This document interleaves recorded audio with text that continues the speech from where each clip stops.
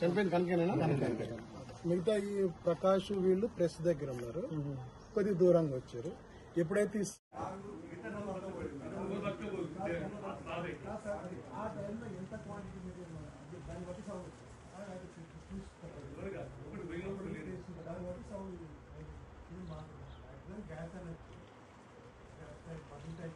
ఎందుకు సేఫ్టీ చేస్తలేరు? అది అవేర్నెస్, దాని ప్రికాషన్స్ అన్ని తీసుకున్నాం. బట్ అది ఇన్వెస్ట్ చేస్తేనే నాకు తెలుసు. 4 ప్రెస్లు ఉన్నాయన్నమాట. ఒక్కొక్క ప్రెస్ ఒక్కొక్క పెల్లెట్ వచ్చేసి 400 ప్రెస్లు 6 పెల్లెట్లు తయారైంది. ఫస్ట్ మేము భయపడింది ఏంటంటే పెల్లెట్ రూమ్ లో అయిందేమో అనుకున్నాం. పెల్లెట్ రూమ్ ఐసోలేటెడ్, అది లోపల అయినా కానీ బయటకు ఏం రాదు. కానీ ఇక్కడికి వచ్చిన తర్వాత ఒకళ్ళిద్దరు ఆపరేటర్స్ అడిగితే మనం ఏదైతే పేమెంట్ ఏం ఈ టైంలో ఇంత అవేర్నెస్ వచ్చి ఇంత సేఫ్టీ ఉన్న కాడ కూడా ఎందుకు అవుతుంది? ఇలా అదే 16 మంది లోపల ఉంటే ఎంత అదుతుండే? ఒక్కరు చనిపోయారు, ఒక్కరు పోయిరా? మొత్తం 4 పని చేస్తున్నారు. ముగ్గురు సేఫే కదా?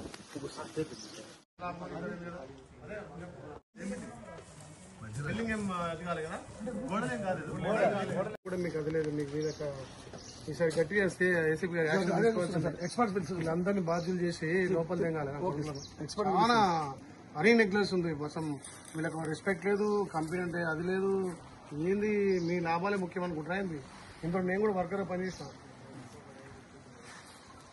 చేయగాలి స్ట్రిక్ట్ ఇన్వైట్ చేయండి. నేను పైన కూడా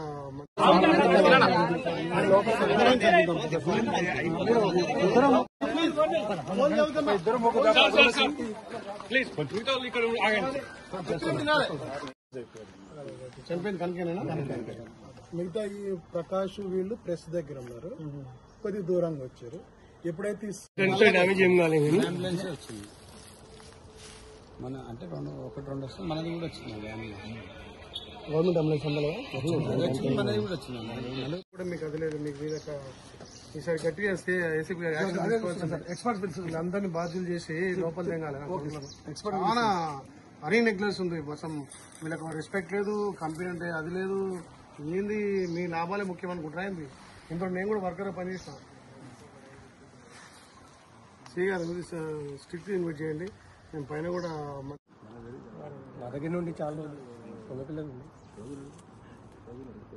సేఫ్టీలో పిలిపించారా? మరి ఎవరు చూసుకుంటే ఇప్పుడు ఏం ఈ టైంలో ఇంత అవేర్నెస్ వచ్చి ఇంత సేఫ్టీ ఉన్న కాడ కూడా ఎందుకు అవుతుంది? ఇలా అదే 16 మంది లోపల ఉంటే ఎంత అదుతుండే?